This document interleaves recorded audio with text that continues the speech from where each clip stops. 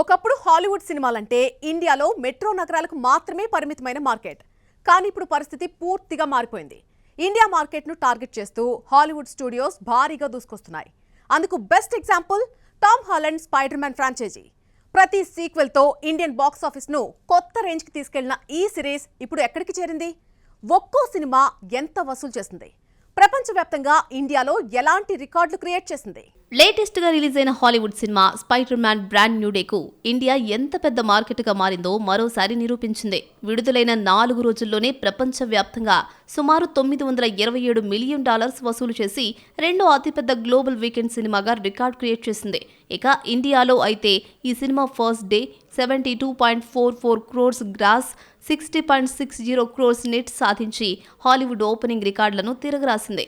మొదటి 4 రోజుల్లోనే 300 కోట్లకు పైగా గ్రాస్, 257 కోట్లకు పైగా నెట్ వసూలు చేసి ఇండియా మార్కెట్ ఇప్పుడు హాలీవుడ్కు ఎంత కీలకమో చూపించింది. ఇదే సిరీస్లో వచ్చిన Spider Man No Way Home ప్రపంచవ్యాప్తంగా భారీ సంచలనం సృష్టించింది.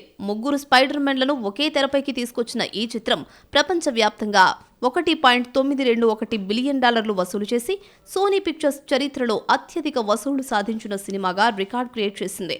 ఈ మూవీకి కూడా ఇండియాలో 218 కోట్లకు పైగా నెట్ వసూలు చేసింది.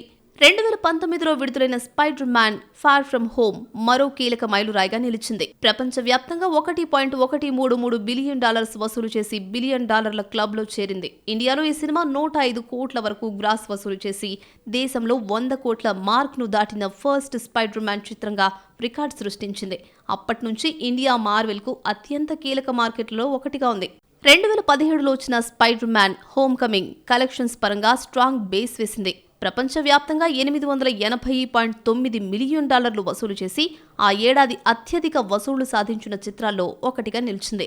ఇండియాలో ఈ సినిమా 75 కోట్లకు పైగా గ్రాస్, సుమారు 58 కోట్ల నెట్ వసూలు చేసింది.